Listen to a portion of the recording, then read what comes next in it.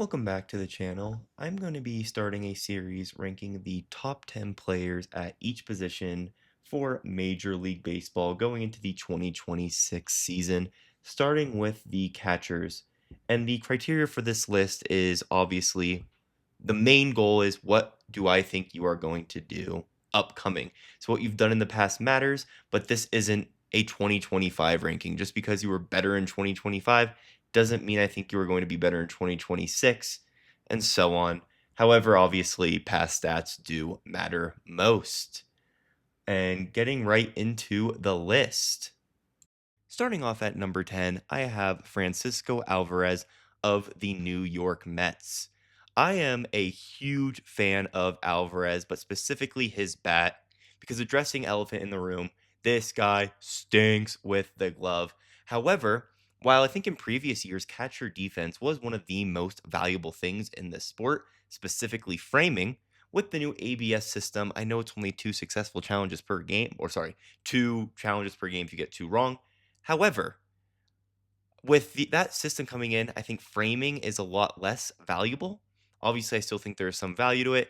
However, in just 277 at bats, he put up nearly an 800 OPS while hitting 11 home runs. I think if we get a full healthy season from Francisco Alvarez, now with catcher defense not being as valuable as I think it used to be, I really value that bat heavy. And I think he is going to, I don't want to say a breakout season, but I think he's going to sneak right in to being a top 10 catcher in Major League Baseball. Going in at number 9, I have Gabriel Moreno of the Arizona Diamondbacks. And in my opinion, I just see Moreno as a better version of Francisco Alvarez. Obviously, way better defense, but as I said before, I don't value it as much. However, there's obviously still value to catcher defense. He's faster than Alvarez, has better defense. Last year, in relatively the same amount of plate appearances, had the same exact OPS. So, with obviously a better average, I think a little less pop in that bat. But honestly, I just see Moreno as a better version of Alvarez. And like Alvarez, I just want to see this guy put a full, and he hasn't really done it yet, but a full healthy season together. And I don't know. I think top five potential for this guy. I'm very high on Gabriel, but you just got to see him fully healthy. He hasn't put that together yet, which is honestly why he's this low. But yeah, very high on him. And I think as long as he stays healthy, he is going to be a star in this league and a star for the Arizona Diamondbacks. Getting him back in the Dalton Varsho trade, I think that is going to smile favorably on Arizona. At number 8, and arguably what is going to be my most controversial pick on this list, is Adley Rutschman of the Baltimore Orioles. Now, look, if he has another stinker of a season, he's off this list. He's probably not in the top 15 or top half of the league anymore. But I just see the potential. I saw it at Oregon State. I saw it his rookie year. Maybe I'm ridiculous for this. I just can't give up on him. Not yet. Giving him one more chance. I'm pretty sure they're moving the walls in Baltimore, or if not, I know they did it last year. Maybe they're bringing him in again, or I still think he should thrive off of them bringing in last year. He was dealing with some injuries last year. I don't know. This might be silly. This might be more based off of feels than stats, but the potential is there. He passes the eye test for me, but no, another stinker and he's off the list. But I mean, when you see a guy who I guess outside of Cal Raleigh, top one catcher material, and even Cal Raleigh, I don't know if he's going to do what he did last year. He has a breakout year. He falls off. This is potentially your number one catcher going into 2027, but he's got to put together a good year. And if he doesn't, time's up for Rutschman. Coming in at number 7 for me is a guy I think I am lower on than most, but I still like, and it's Drake Baldwin of the Atlanta Braves. Now, don't get me wrong, there's nothing I see in his game that I look at and I'm worried about. Everything is solid. And then I guess that's where my problem comes. Everything is solid, but nothing stands out to me as elite, great. That being said, he's still number 7 on my list, still a top 10 catcher in the league. And the only reason why I have other guys ahead of him really is because I think they're just a little more proven than the rookie of the year. That being said, if he takes another leap forward, then I'll eat my words. but I think he's just going to be a very, very solid catcher in this league. And I think that gets you around the bottom half of the top 10. Obviously, I hope as a Dodger fan he doesn't take that next step forward because the Braves scare me more than any other team. But for his sake, I hope he does. Seems like a great guy, great ball player. I'm just not convinced he's going to that elite level like some people think he is going to reach. Coming in at number 6 is a guy who was by far the hardest person for me to rank on this list, as it is with all Rocky players in Coors Field, but it is Hunter Goodman of the Colorado Rockies. Now, to start with the negatives and the glaring holes, the underlying numbers suck. His chase rate, his whiff rate, his K rate, his walk rate, all horrible.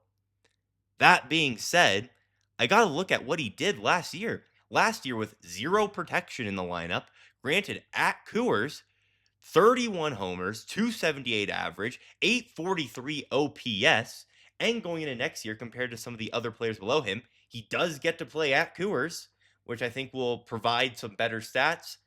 That being said, and I think he's also average with the glove, but I don't know. The underlying numbers scare me. It wouldn't surprise me if he's somehow benched by the All-Star break, but I can't overlook what he did last year.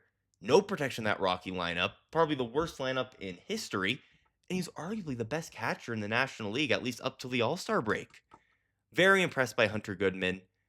Very excited and intrigued to see what he will do next year. I can't say I have the highest of hopes, but I do hope he does very well. Now, here's another guy who I had an extremely hard time ranking, and that is Langeliers coming in at number 5. And I guess he suffers from the same fate as Hunter Goodman did, as that stadium in Sacramento is a joke, to put it lightly. So it's hard to take those numbers, I guess I don't want to say seriously. It's just hard to compare it to some of these other guys. But what separates Langeliers for me in comparison to Goodman is one, I don't think that bandbox in Sacramento is as helpful as obviously the Coors altitude is. But number 2, his underlying numbers, while not great or maybe even good, they're just not downright bad like Goodman's is, and that's what gives Langeliers for me at least the slide edge over Goodman. And also, he just has a bit more of a track record than Goodman does, playing at the Coliseum, which is a bit of a harder stadium to play at. That being said, I can't overlook the jump that was made from the Coliseum to Sacramento, which is why I have him here at number 5 and maybe not a couple spots higher because 31 homers, 861 OPS is nothing to scoff at. And I'm hopeful for Langeliers. I think he will have a great year. I'm much more confident about him than I am Goodman. But it'll be very curious. I don't know. I think he will do well in that ballpark, especially. Very good young A's lineup there. Coming in at number 4, this is where we start getting into the elite catchers, in my opinion. And for me, I have it starting off with Alejandro Kirk. And I'm gonna say it right now. The only things that have him under number 3 for me is one, I don't think framing is Kirk's specialty, and I don't think that's gonna be as important this year. And then that base running. Oh my god. I mean, it's gotta be worse in the league, if not top bottom 3. And then also his power, I guess not just being up to snuff with the guys ahead of him. That being said, that's about all the negatives I've got for Alejandro Kirk. Everything else, what a player. K rate, hard hit rate, squared up the ball rate, a fine walk rate, one of the best blockers as a catcher. I mean, Alejandro Kirk, when you look at him, last thing you think of is an athlete, but he showed up in the playoffs, showed up especially in the World Series, and I expect him to show up again next year. Excited to see what Alejandro Kirk would do, and expect him and that whole Blue Jays roster to go on a deep playoff run again because they got all the talent in the world. And even with losing Bo Bichette, I think they only got better. But yeah, Alejandro Kirk, great player, only 27 still. Sky's the limit for this guy. Just want to see him raise those power numbers up a bit. And wow, we're looking at a borderline top 1 catcher here.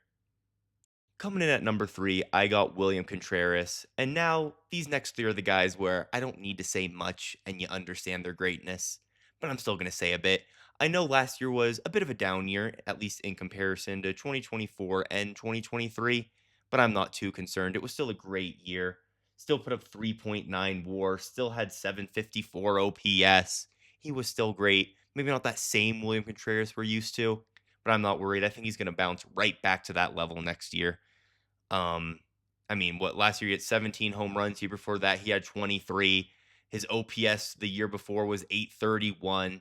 I think we're going to see him get right back to this level. Uh, Good defense, great offense. I don't know. Big William Contreras fan. One of the main reasons the Brewers are consistently finishing first every year with a relatively underwhelming lineup. Big fan of William Contreras. We'll see what he does next year. At number two, we got the fresh Prince of Bel Air, Will Smith of the Los Angeles Dodgers. I mean, what else is there to say about this guy that wasn't said in the World Series with that 11th inning go ahead home run? The guy is cool as a cucumber. I mean, on base percentage last year of 404, OPS north of 900. I mean, if it wasn't for number one having an MVP like year, arguably the best catcher season of all time, you're looking at your number one catcher here. But regardless of that, I mean, you got the on base king. And quite honestly, the only real blemish I had on Will Smith's game was the fact that his framing is terrible. I think it's the only terrible thing in his game, but it is not good. But now with the challenge system, I think a lot of that is going to be, I guess, reverted or at least brought back to form where it won't matter as much.